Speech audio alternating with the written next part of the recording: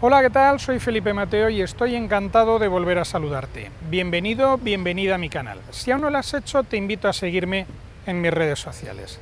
Hoy os presento un vídeo diferente, el segundo de 2 vídeos de entrevistas con un compañero del Perú.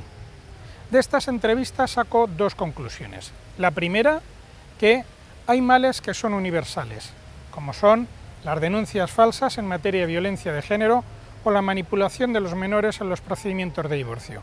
Y la segunda es que, a pesar de la distancia, son más las cosas que nos unen que las que nos separan.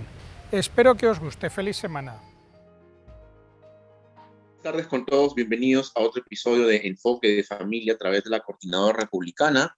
Agradecimientos especiales a BHTV, Cable Más, los canales donde se retransmite el interior de nuestro país, y las plataformas extranjeras, obviamente, el canal de la Coordinadora Republicana y también el canal del doctor Felipe Mateo Bueno, donde se va a retransmitir estas entrevistas. Doctor Felipe, buenas tardes. Es la segunda oportunidad que lo tenemos aquí después de nuestro reciente último capítulo. ¿Cómo está, doctor?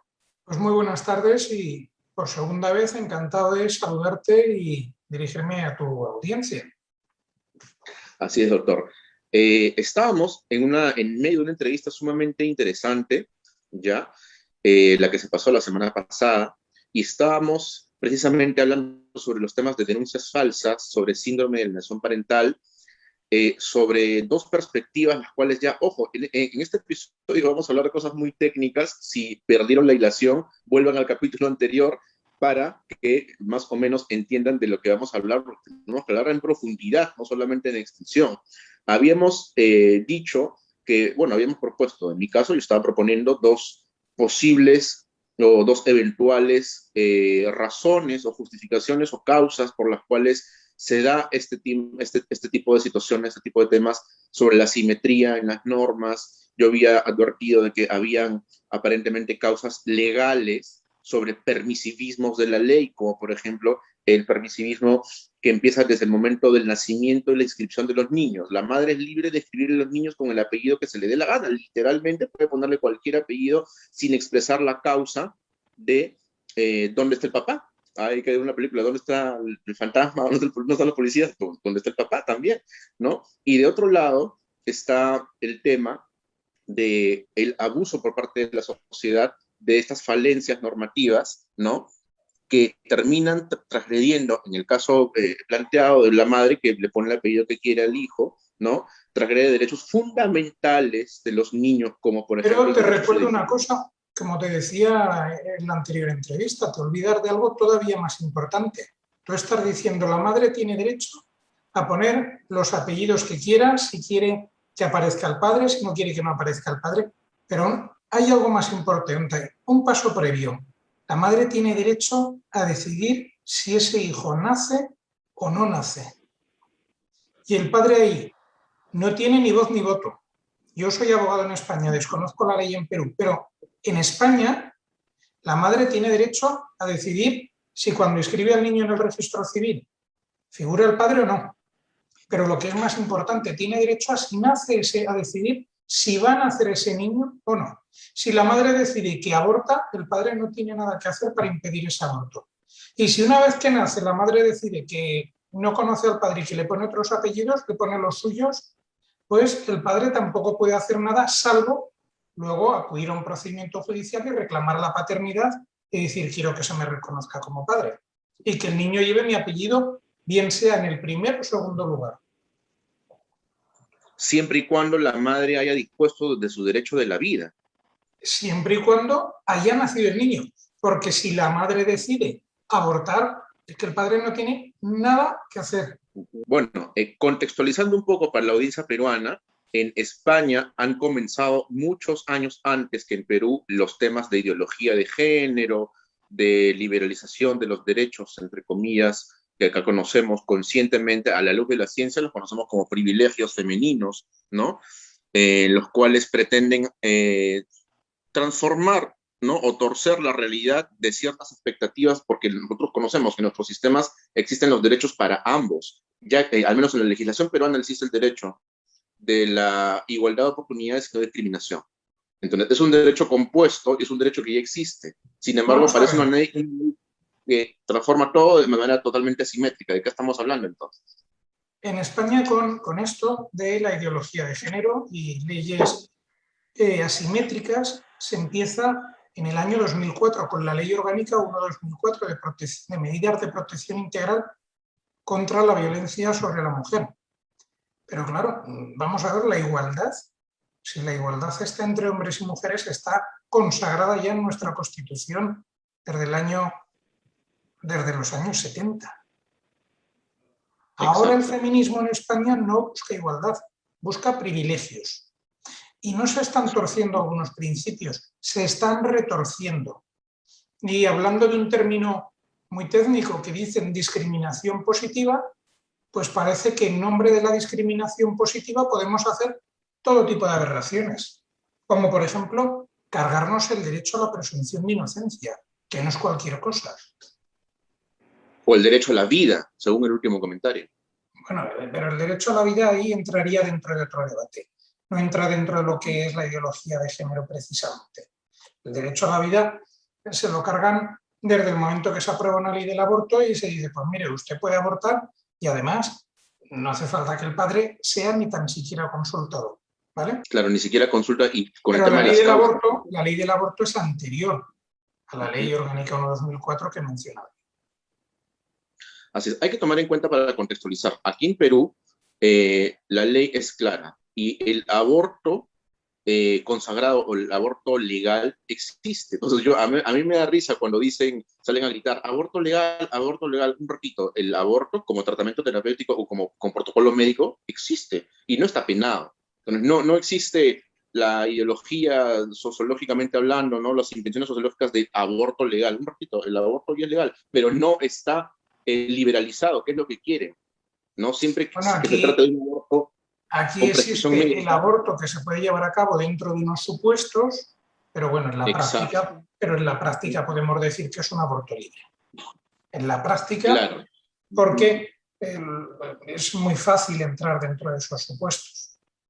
¿Sí? exacto. Lo que piden es aborto libre, liberalizar el aborto. Estamos hablando de más allá de los 3 meses de concepción y todo lo demás, una serie de aspectos técnicos con los cuales ya se estaría directamente confrontando el derecho a la vida y más allá, porque vamos a hablar de términos jurídicos aquí, estamos hablando de derecho genético. ¿Qué nos dice el derecho genético? Acá tenemos un profesor con el cual discrepo en muchas cosas, en particular el doctor Garci de la Universidad Católica del Perú, pero él es uno de los primeros profesores que traen lo que es derecho genético en Perú, ¿no? Y el derecho genético te habla de paridad, es decir, el cromosoma humano es mitad femenino y mitad lo que aporta el varón.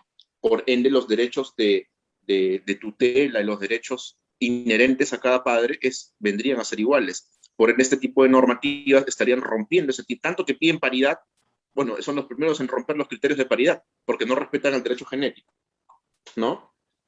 En España, doctor, está desarrollado el derecho genético más que en Perú, asumo, ¿no? Bueno, en España hay toda una normativa al respecto, pero yo ahí sí que ya no entro. Yo, Claro. mi especialidad es el derecho de familia, penal relacionado con familia, y no me gusta hablar de lo que no domino. Claro, es que también para hablar de derecho genético son protocolos médicos, son los médicos los que tienen que hablar al respecto. Entonces, vamos de nuevo al punto de litigio y el punto legal. Cuando se habla de permisivismos legales respecto por ejemplo, acá en Perú todavía no ha llegado esta novedad de que la madre decide sobre la vida o no del niño. Porque, ojo, acá en Perú hay una discusión muy grande sobre la pena de muerte, por ejemplo, ¿no? Cuando se habla de pena de muerte para criminales, para violadores, por ejemplo, ¿no? Se habla mucho políticamente de eso y políticamente es rentable hablar de pena de muerte para violadores. Sin embargo, cuando una mujer quiere abortar y alega supuesta violación, no le piden que presente formalmente una denuncia ni indique quién supuestamente la violó, ¿no? Entonces acá indican los grupos sociales o colectivos que debería ser por tal razón, ¿no? Y apelan al conservadurismo de muchas personas dentro de la facción conservadora para minar la voluntad del voto en lo que decide, en lo que respecta al aborto. Entonces, desde allí, desde el nacimiento y la inscripción de los niños, ya tenemos problemas muy graves. Entonces, de allí en adelante, ¿no? ¿Qué cosas más podría ocasionar, qué problemas más podrían haber a partir de una inscripción mal realizada? ¿Qué tipos de demandas existen a través de una inscripción mal realizada? Le contaba de un caso que vamos a exponerlo después, pero coméntenos cómo está en España las situaciones que ocurren a través de una inscripción mal realizada, qué derecho se vulnera, ¿no? Vamos a ver, entiendo que cuando hablas de inscripción mal realizada te refieres a que no figure el padre, no figure el progenitor como padre de ese menor. ¿Qué derecho se le priva? Pues evidentemente, mientras no figura el padre, el progenitor como padre de ese menor, de ese niño, pues no tiene ni voz ni voto. No tiene patria potestad, no puede tomar decisiones sobre la vida de ese menor, no puede participar en la toma de decisiones importantes en la vida de ese menor, como cuestiones relativas a la salud o a la educación, y evidentemente, digamos, no es nadie. ¿Qué pasa? Ese padre, si tiene la certeza de que es padre de ese menor, lo que puede hacer es ir a un procedimiento judicial, pedir que se hagan unas pruebas de paternidad, que sea reconocido como padre de ese menor, y a partir de entonces ya es cuando podrá optar, pues, a una guardia y custodia compartida o a un régimen de visitas, etcétera, etcétera, etcétera. Y a partir de ese momento sí que tendrá derecho a participar en las decisiones relativas a la vida de ese menor. Pero mientras tanto, realmente es como si no existiera. Consulta técnico-jurídica, doctor. ¿En España existe un procedimiento nominado, un procedimiento formal para lo que se conoce como la acción reclamatoria de paternidad? Bueno, es un procedimiento de paternidad. Es lo que mencionaba hace un momento. Es un procedimiento para decir, oiga, mire, esa señora ha tenido un niño, yo digo que ese niño es mío también, ahí tengo una serie de pruebas, que pueden ser fotografías, WhatsApps, testigos, 1000 cosas. Y entonces quiero que se me reconozca como padre. Tú tienes que aportar como mínimo unos indicios de prueba y luego lo que hay que pedir con carácter, que es la prueba definitiva, la más contundente, es las pruebas biológicas. Y las biológicas determinarán si eres padre o no. Las biológicas nunca te dan un resultado al 100%, pero habitualmente te lo dan al 99,99%. Yo nunca he visto un informe que diga es el padre al 100%, pero te lo dicen al 99,99% o 99,80%. Así es. Bueno, la pregunta que le hice es precisamente porque aquí en Perú no existe una acción nominada o prescrita en el código cuando es el padre el que quiere reconocer al hijo. Ojo, cuando un padre, varón, entonces ahora pregunto yo, entonces ahora soy yo el que pregunta. ¿Qué pasa? ¿Que un padre no puede hacer nada? ¿No puede reclamar la paternidad en Perú? Sí puede, sí puede. Ahí va mi comentario. Lo que pasa es que como acción nominada, aquí en Perú tenemos la ley de filiación rápida, pero es una ley que es bastante confusa, porque si tú la lees, dice la madre, ojo, dice la madre que presuma que el padre es tal persona, puede iniciar el procedimiento de filiación rápida, señalar quién es el padre, si no contesta en 3 días, ¿Y el padre? se presume que... ¿Y el padre? ¿La ley menciona al padre? Porque menciona, claro, lo que me estás diciendo es que la madre puede pedir. Pero, ¿y el padre puede pedir? No, ahí está el tema. Ahí está el tema gordo. La trampa de la que quiero hablar. Cuando se trata de la mujer aquí en Perú, cuando la mujer quiere reclamar la paternidad de su hijo, simplemente se adhiere a la nueva ley de filiación rápida, bueno, tampoco es tan nueva, tiene ya muchos años, ¿no? Pero era nueva en su momento y se trata como nueva y se trata como un procedimiento súper especial y súper sumario. Es decir, la madre que presume que el padre es tal persona y que por X motivos no lo firmó, no lo llegó a firmar, o incluso me ha llegado un caso de que lo firmó mal, ya que hay un tema particular que es el caso que vamos a comentar después, ella simplemente se adhiere a la ley de filiación rápida y se acumula de inmediato con alimentos. Si no contesta el padre en 3 días negando, el juez es como ejecutar un cheque. Ya, siento deciros que estáis peor que nosotros, ¿eh? Es probable que sí, porque si el padre no contesta, obviamente adjuntando su voucher de pago de que está pagando el laboratorio, lo cual no es muy barato que digamos, ¿no? Y ha pasado muchas oportunidades que han dictado sentencias rápidas de que sí es el padre cuando en realidad no lo es, solamente que se dejó aplastar por el procedimiento y Casi le... nada. Claro. Sin embargo, ¿qué pasa? Esta ley determina el procedimiento en 6 meses y sí es bastante rápida y sale con todo y con alimentos, ¿ya? Entonces, ¿pero qué pasa? Cuando es el padre, el hombre, el que quiere adherirse a esa norma de filiación rápida, no puede. Los jueces lo niegan y ya he visto casos en los cuales esta ley es para no, y te niegan la demanda. O Cuando es sea el que varón, tiene que, un no hombre puede. no puede reclamar la paternidad.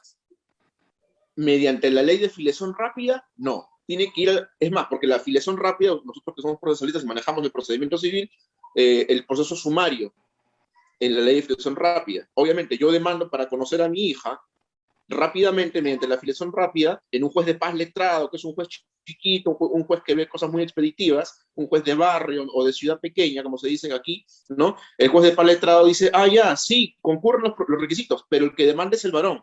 Como el que demanda es el varón, sale de mi competencia. Yo solamente tengo que recibir demandas de mujeres.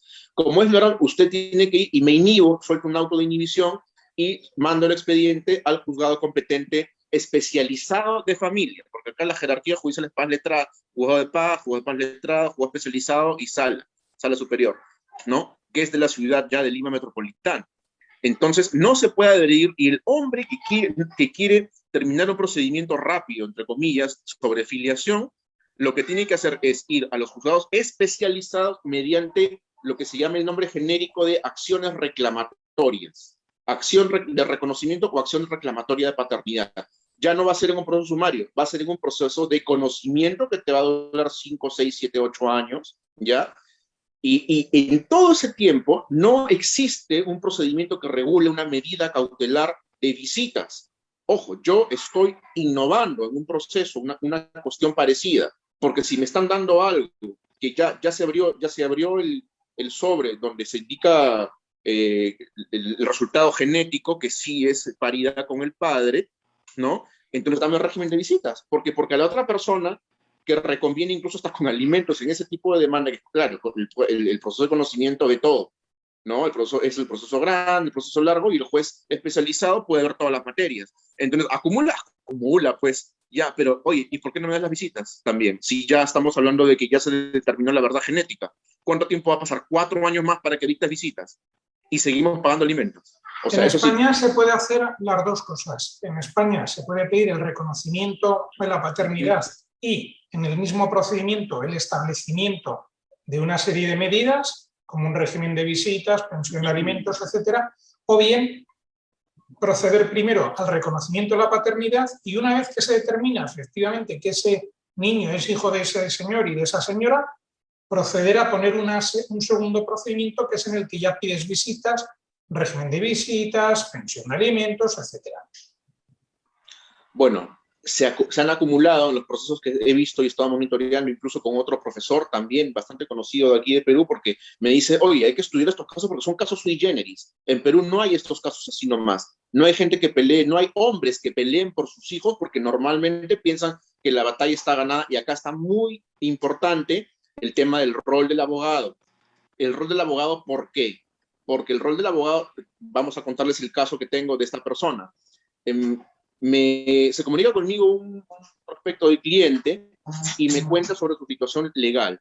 ¿Qué es lo que pasaba? Lo demandaron a él por filiación. Bueno, es un tema ya, aunque estos temas son de años en realidad, nos remontándonos al pasado, sería mucho contar. Firma mal o no firma, le hacen el avión de manera increíble, él va a firmar a su hija, lo mandan a sacar copias y cuando regresa la señora ya había salido con la hija en sus brazos ya firmada y le dice no pasó nada, ya te declaré que eres papá y no pasa nada. La niña efectivamente tiene el apellido del padre, lo tiene. Sin embargo, cuando él se da cuenta no estaba la firma del papá.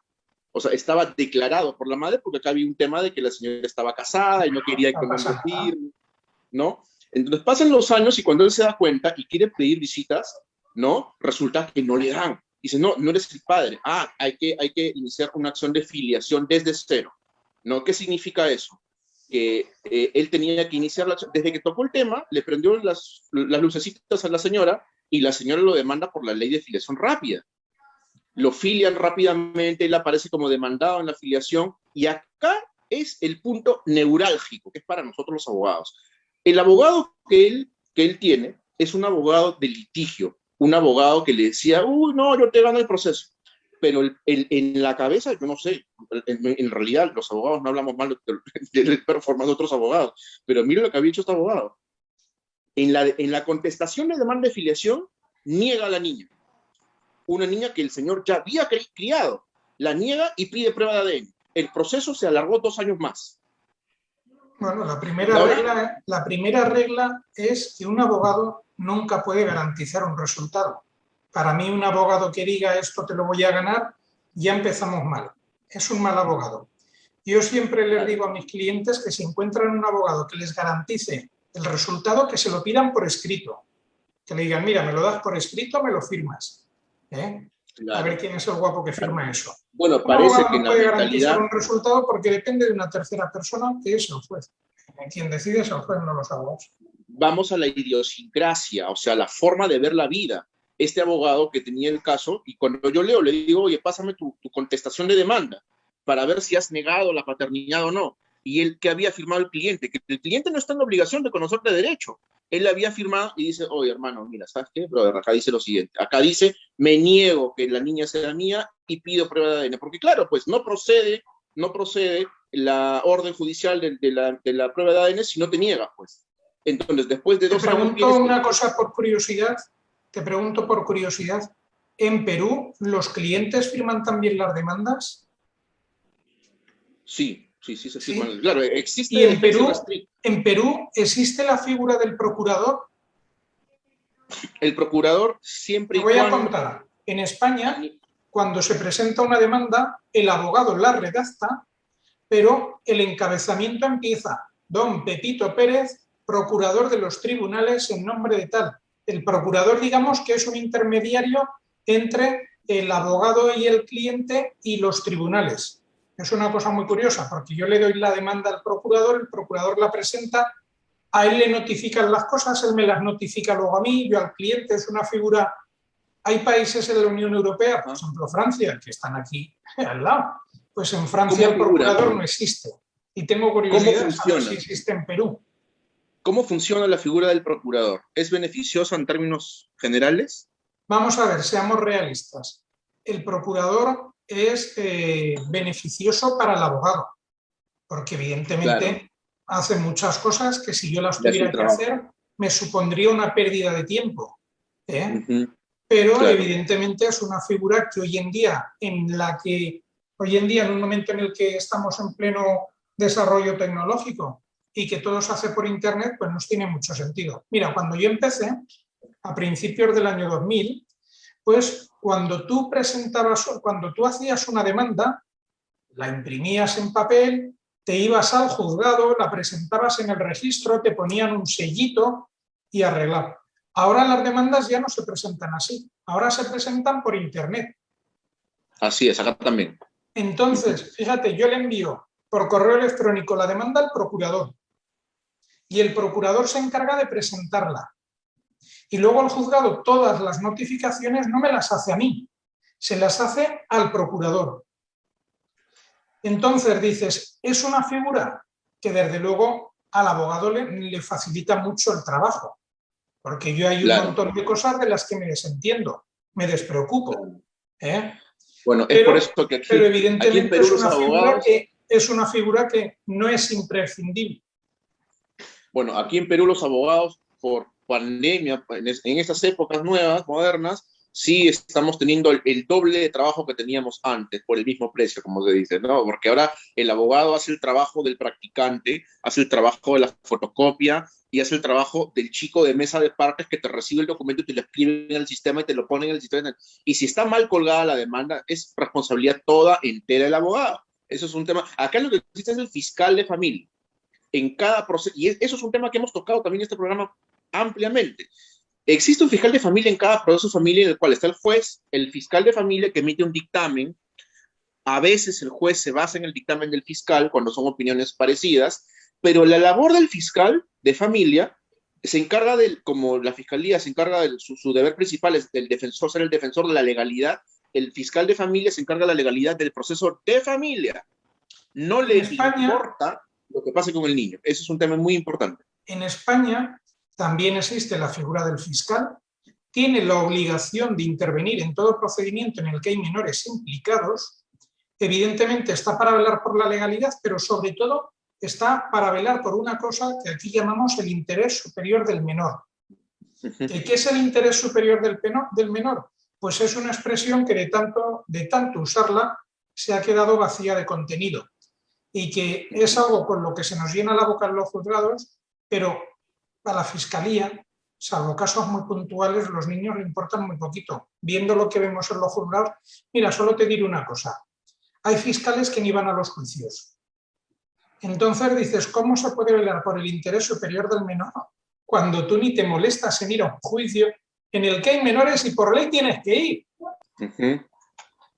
Bueno, estamos de cabeza en muchas cosas y bastante similares en muchas cosas en Perú y en España.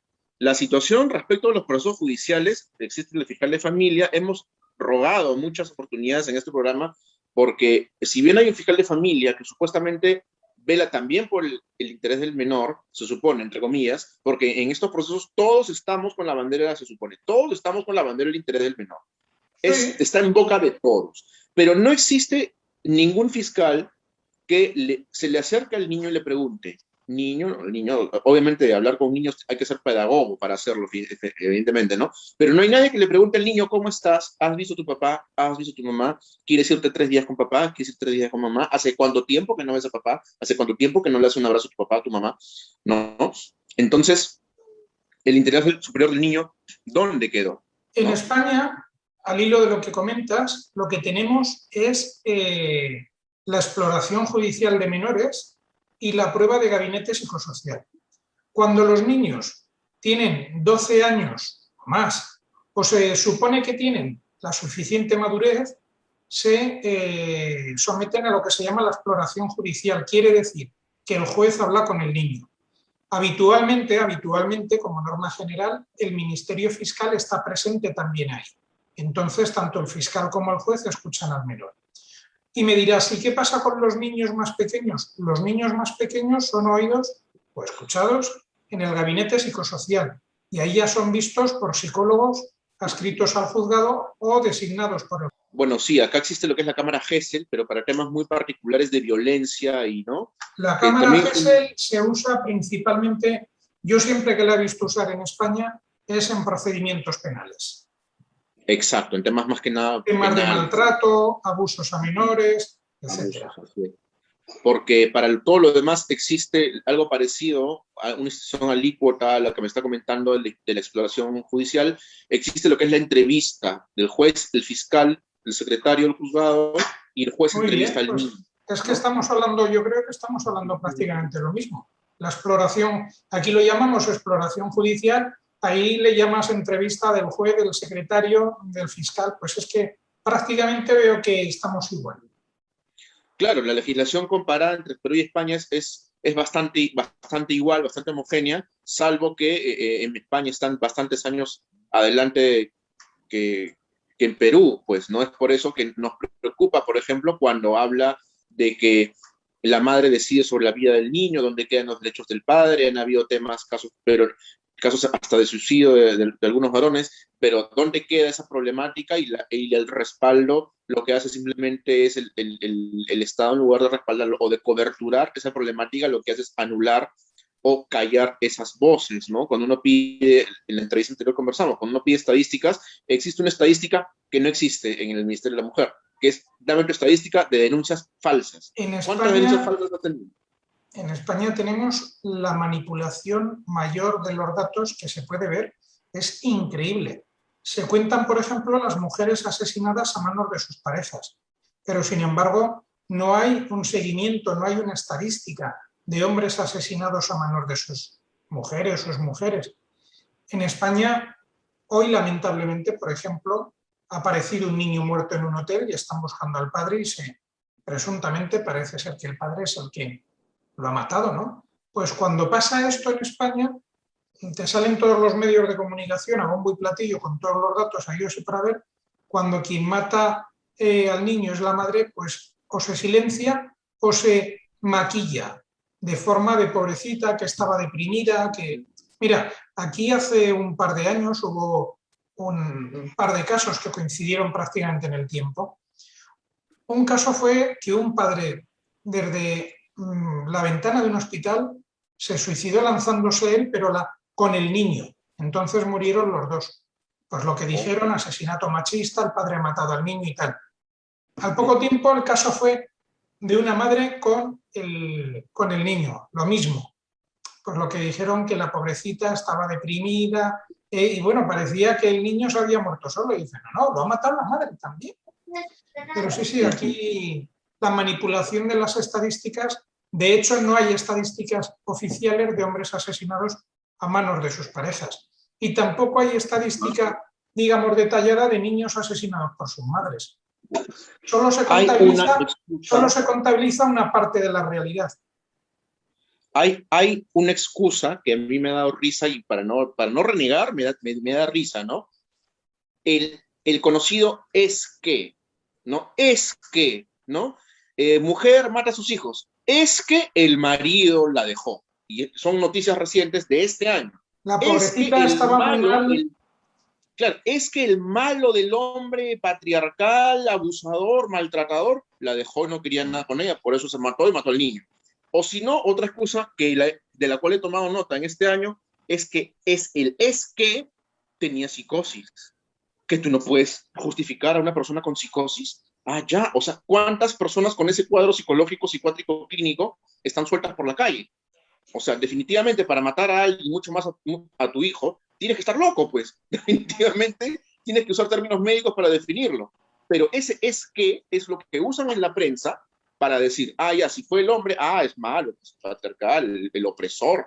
No, pobrecita, la estaba maltratando, por eso ya no tuvo otra más que tirarse, ¿no? Y cuando es al revés, no, pues es que, pues es que está loco, pues el hombre que se tiró porque está loco. Seguramente no podía pagar sus deudas y por eso es tan tacaño que prefiere matarse. O sea, es una tergiversación total de la realidad y un desdibujamiento de la moral. Ojo, porque tú desde que recibes noticias desde la caja boba, ¿no? Y te dicen que la vida de un ser humano tiene mayor valor que el de otro, y tú te lo crees, ya la sociedad ya está enferma, ¿no? Claro, pero esto lo estamos viendo en todo. Mira, por ejemplo, ahora con lo que está pasando en Afganistán. No sé qué es lo que estaréis diciendo en Perú, pero aquí lo que se está hablando continuamente es de los derechos de las mujeres y de salvar a las mujeres. Y dices, vamos a ver, que a mí me parece muy bien, pero estaría mucho mejor hablar de los derechos de las personas y de salvar a todas las personas. Cuando solo te preocupa la mitad de la población, en este caso el género femenino, no puedes hablar de igualdad, eso no es igualdad. Eso es lo más discriminatorio que puede haber. Yo creo que todas las personas son iguales, todas tienen la misma dignidad y todas merecen el mismo respeto y la misma ayuda. Así es. Entonces, yo creo que habría que puntualizar y pedirle, porque cuando se le ha pedido formalmente al Ministerio de la Mujer la estadística de denuncias falsas, volviendo al tema de denuncias falsas, ellos dicen, no existen denuncias falsas, existen denuncias archivadas. Ya, o sea que denunciaste por gusto. O sea, ¿denunciaste por qué? Porque dentro de ese cuadro existen subcategorías. Por ejemplo, una categoría que me encantaría desarrollar, y para eso es una categoría que le encantaría a usted, también por su corte de cómo ejerce su profesión, ¿no?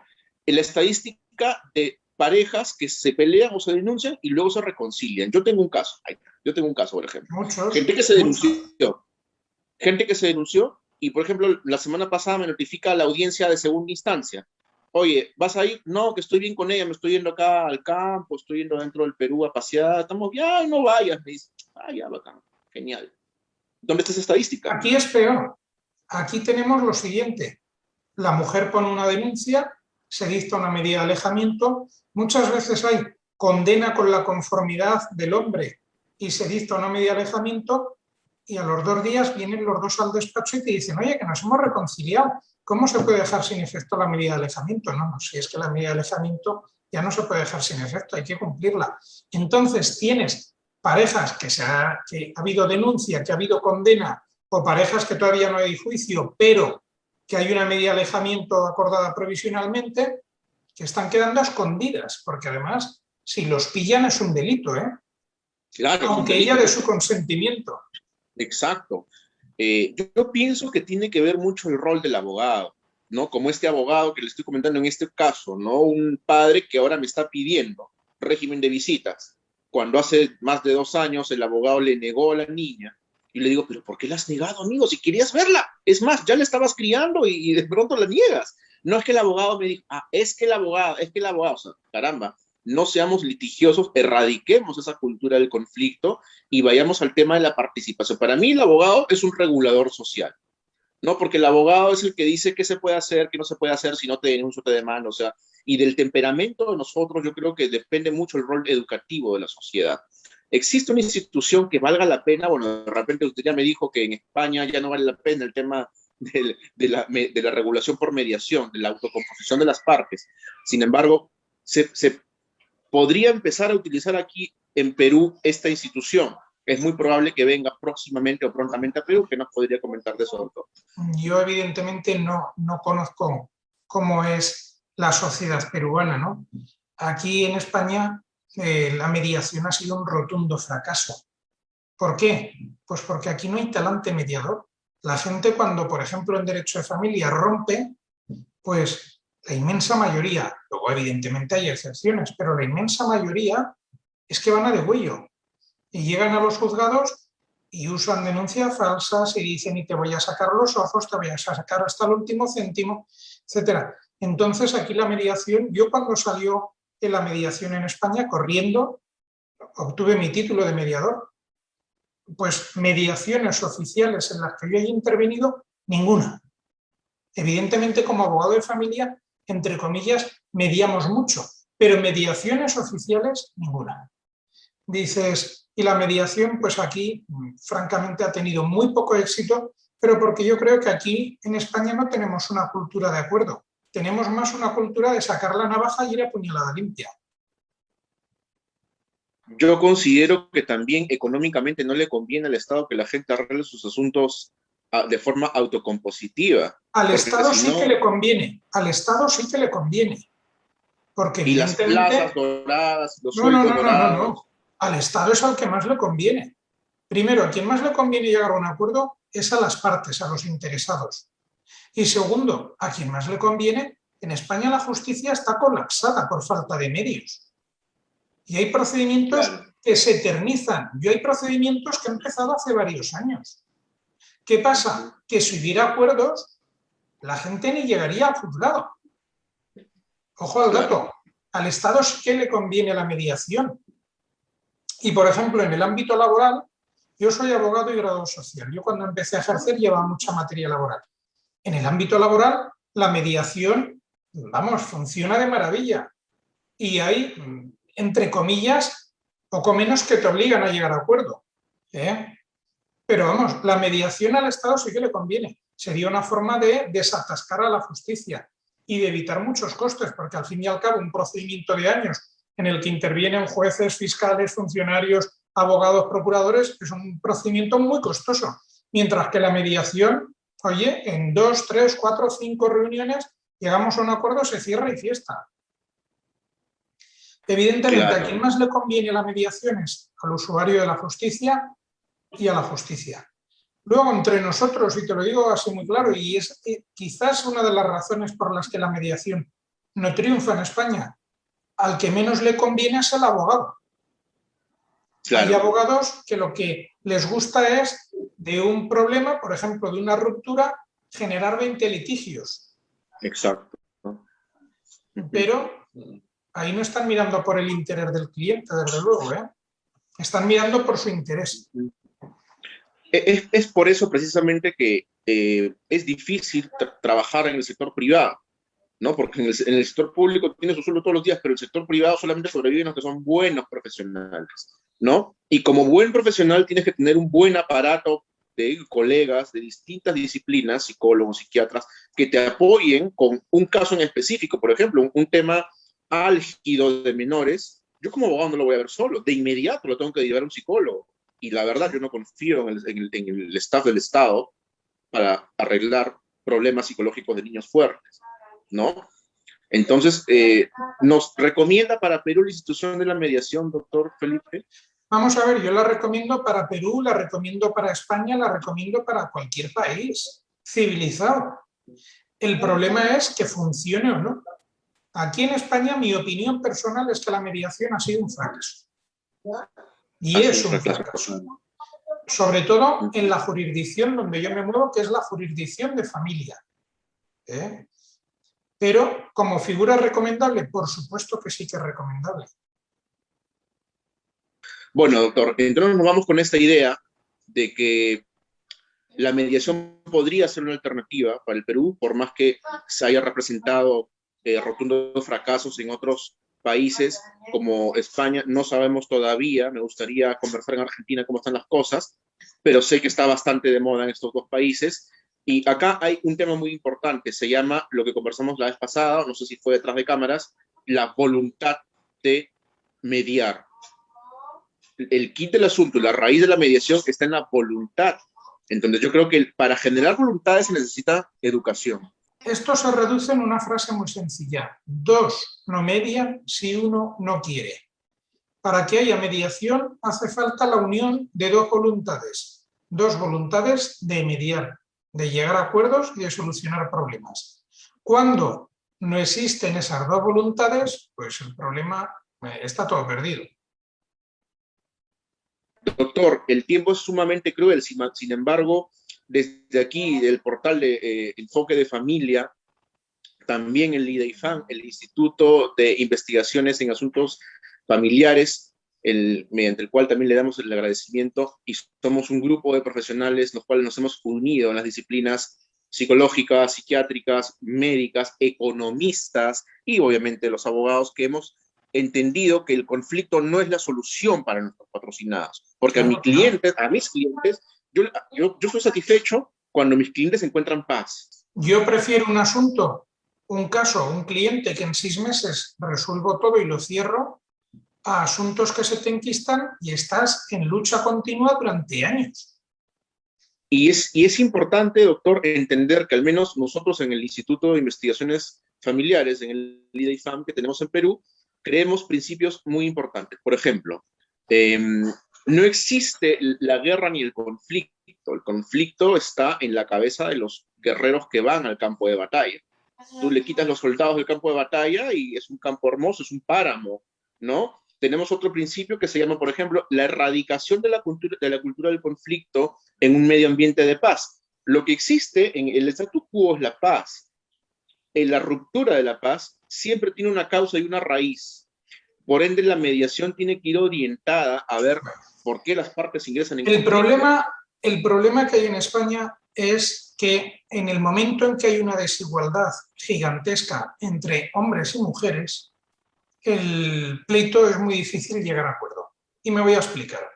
En España, cuando una pareja se divorcia o rompe, una pareja no casada rompe, pues no son, las leyes son igual para todos, pero luego no se aplican de igual forma. Y tenemos que, si una mujer quiere conseguir la guarda y custodia, una pensión de alimentos, la atribución del uso de la vivienda y tal, pues lo tiene muy fácil. Pone una denuncia por violencia de género y automáticamente consigue todo.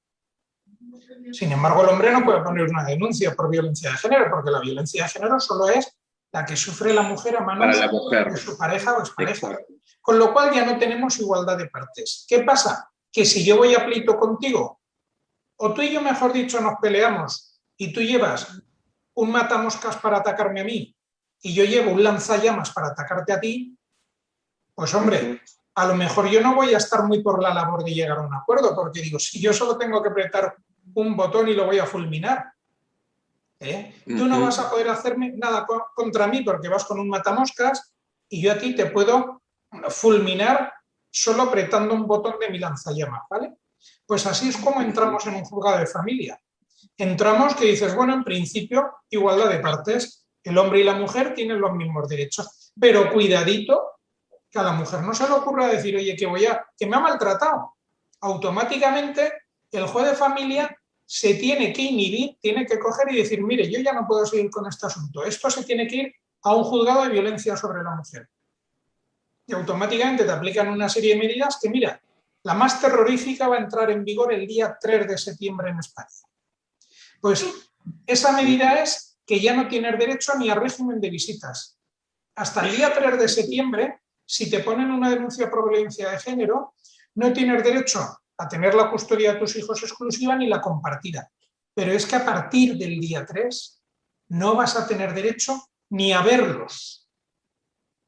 Fíjate tú qué desigualdad más grande. Entonces, cuando hay una desigualdad tan grande, es muy difícil que se pueda llegar a acuerdos. ¿Por qué?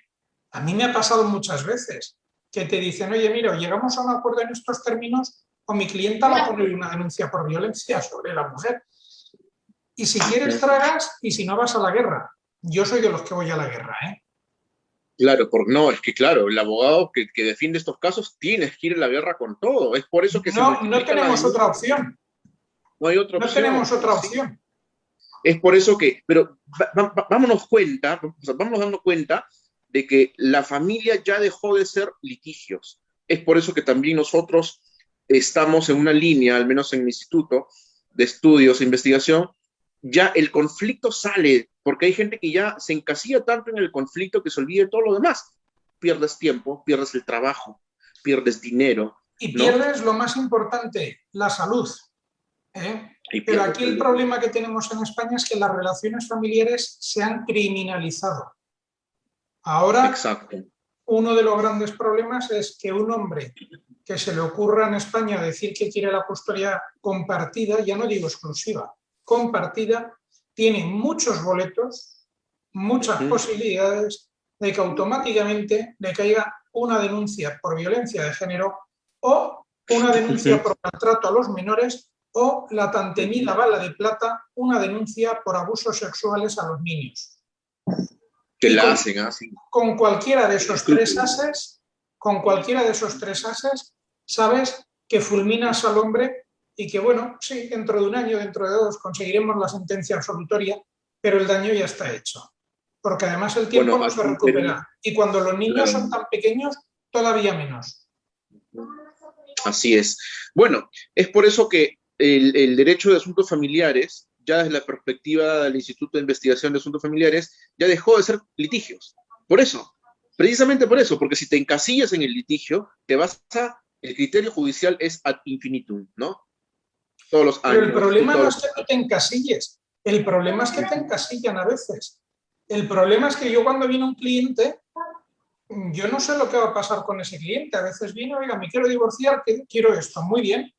Dices, pues vale, preparamos una demanda y esto se soluciona y de pronto le empiezan a caer denuncias por violencia de género, por maltrato, por abusos a los hijos y de pronto un caso que era totalmente sencillito y que en un año se podía terminar, te ves en una maraña de procedimientos penales, de procedimientos de familia, etcétera, y te lleva varios años. Habitualmente la persona que va con malas artes busca abogados que jueguen también con malas artes. Yo, por ejemplo, te lo digo muy claro, a mí si una persona, me da igual que sea hombre o mujer, me viniera al despacho y me dijera que quiere poner una denuncia falsa, pues lo mandaría a paseo. Hace poco tuve una visita en el despacho, una señora, y me dijo, mire, oiga, yo quiero divorciarme, quiero pedir la custodia a los niños, tal, y íbamos hablando todo muy bien y de pronto me dice, mis amigas me han dicho que lo mejor es que ponga una denuncia por violencia de género. Y yo le pregunté, al final es gracioso. Yo le pregunté, claro, y es yo por le eso que hay que cobrar la consulta y acá todos los prospectos a clientes, por favor. Es por eso que cobramos la consulta por adelantado. Ese es otro debate. Pero la cuestión, yo le pregunté a ella, digo, pero vamos a ver, ¿tu marido te pega, te maltrata o algo? No. Digo, pues es que entonces no podemos poner la denuncia. Claro. Ya no ha vuelto, me imagino que habrá encontrado otro abogado que sí que podía poner la denuncia. Me pasó exactamente igual hace un par de meses con un chico, hombre, me llama, que quería un régimen de visitas. ¿Y has hablado con ella? Sí, pero ella quiere, bueno, ¿existe la apertura a negociar y a conversar? Sí. ¿Y por qué no lo haces? No, porque quiero demandarla. Yo creo que tiene que ser judicial, pero yo veo y leo los chats, todo lo que me mandan. Aquí yo veo que hay apertura a conversar, porque la quiere demandar, o sea, quería demandarla, ¿no? Quería hacerlo mediante violencia, porque le habían dicho que tenía que hacerlo así. Entonces, ¿para qué consultas con el abogado? Porque te va a poner un abogado que no es litigioso. como te dije el otro día, veo que hay males que son universales y que al final, pues, Perú, España, los peruanos, los españoles, pues no somos tan diferentes. Que existen los mismos problemas, las mismas inquietudes y que, bueno, nos separa un océano, pero en lo demás somos iguales, ¿eh? Existe lo que es la diferenciación, lo cual lo aprendemos aquí en Perú con el método Flint de resolución de conflictos, lo que es la posición del interés. Y a mí me molesta, porque dicen que hay un dicho que dice, ¿no? Que al abogado y al médico tienes que decirle siempre toda la verdad. Pero si el abogado tú vas a decirle solamente tu posición y no le revelas tu verdadero interés, me dices, hay que demandar. Sí, pero ¿por qué? Acá yo no veo que es necesario demandar. No, pero sí esto. Pero yo no veo que es Vamos a necesario. ver. No, pero, Mi ya, tu madre, interés está mi detrás madre de no la era posición. abogada, mi madre no era abogada y siempre decía que al médico, al confesor y al abogado hay que decirle la verdad. Engañar a tu abogado es la cosa más estúpida que se puede hacer en la vida.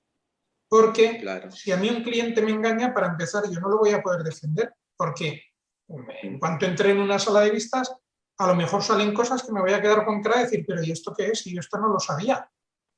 Entonces, Claro. sí que aprovecho para decirlo bien claro, que al abogado siempre hay que decirle toda la verdad. Luego el abogado con esa verdad ya hará lo que tenga que hacer. No van a ir por cuerdas diferentes, van a ir por cuerdas diferentes, así es. Doctor Felipe, con esta verdad nos retiramos y cerramos el ciclo de charlas y conferencias por Muy el bien. mes del niño en Perú a través de la Coordinadora Republicana, por lo cual le agradecemos muchísimo. Esperemos, obviamente, tenerlo nuevamente en algún foro, en alguna nueva entrevista, doctor.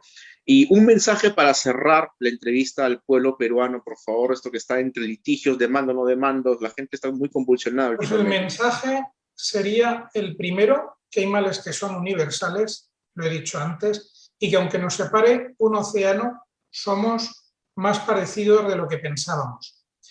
Y lo segundo, yo sé que para los países de Latinoamérica, España es un referente y nos copian mucho a nivel jurídico. Pues mi mensaje sería que nos copien lo bueno, que por favor no nos copien lo malo. Doctor Felipe Mateo Bueno, muchísimas gracias por A su ti. entrevista, por su tiempo, por sus conocimientos. Un saludo a la Coordinadora Republicana, a todo el equipo de trabajo de Felipe Mateo Bueno Abogados allí en España.